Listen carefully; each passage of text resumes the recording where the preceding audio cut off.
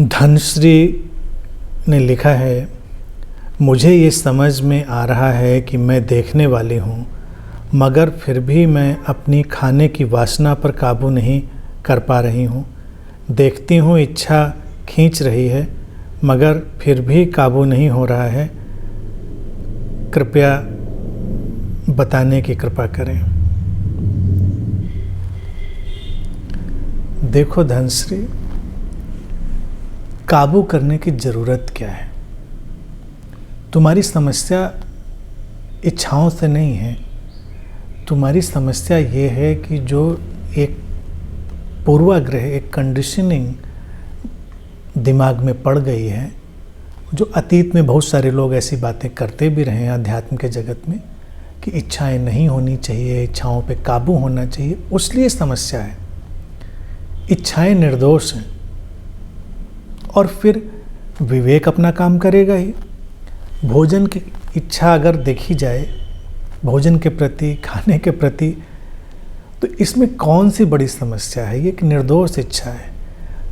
हाँ, इच्छाएं जब किसी के जीवन को संकट में डालने लगें, तुम्हारी इच्छाएं किसी को परेशान करने वाली हो जाएं, तो उन इच्छाओं पर विवेकपूर्वक हमको काम करना पड़ेगा। वो एक अलग मसला है।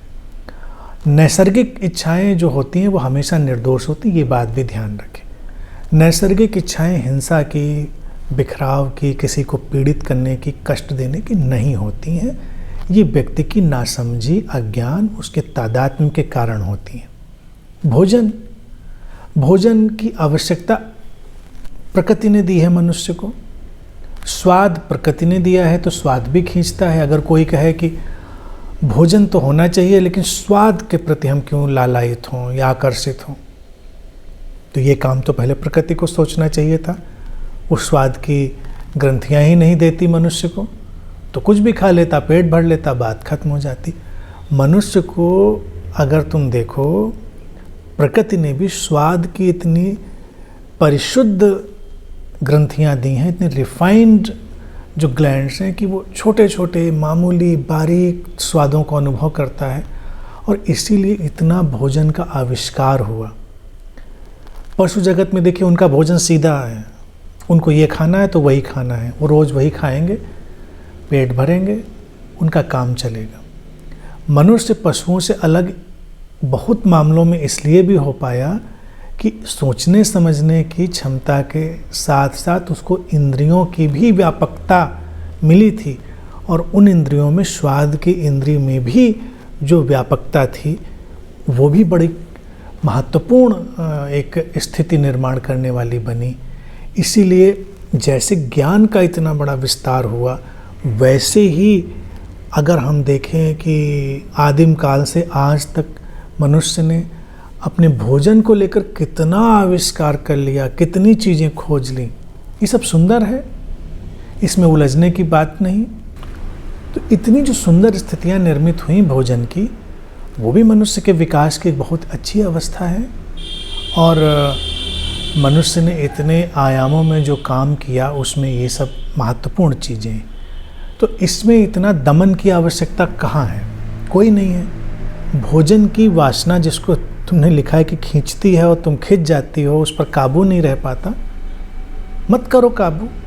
पहले वाली बात पर ध्यान रखो, जो तुमको ये बात समझ में आई कि तुम देखने वाली हो, तुम दृष्टा हो, तुम इच्छाओं का उठना देखने वाली हो, तुम इच्छाओं को पूरा करने वाली मन को देखने वाली हो, तुम इच्छाओं के पूरा करने के प्रति घटने वाली क्रियाओं को देखने वाली हो, और इच्छा पूर्ति की अवस्था को देखने वाली हो। तो तुम बस देखने वाली बनी रहो, दृष्टा बनी रहो। दृष्टा ही शुद्ध है, दृष्टा ही अलिप्त है, दृष्टा ही हमारा चुनाव होना चाहिए। बाकी ये परिस्थितियां आती और जाती हैं। काबू करने से कुछ काबू में नहीं आता। काबू करने की यानी कि नियंत्रण करने की बात व्यर्थ है, उसमें पढ़ना नहीं है।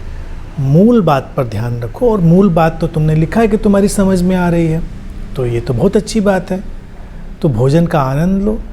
बल्कि अगर तुम्हारे अंदर भोजन का आनंद लेने की इच्छा उठती है, वो क्षमता है, तो हो सकता है तुम भोजन का आनंद लेने के बाद ही भोजन से मुक्त हो। उसको वासना मत कहो, उसकी निंदा मत करो, भोजन का सम्मान करो। हमने भारत में भोजन को भी ब्रह्म का रूप ही कहा। हमने रस को भी ब्रह्म का रूप का, रसो वैसा।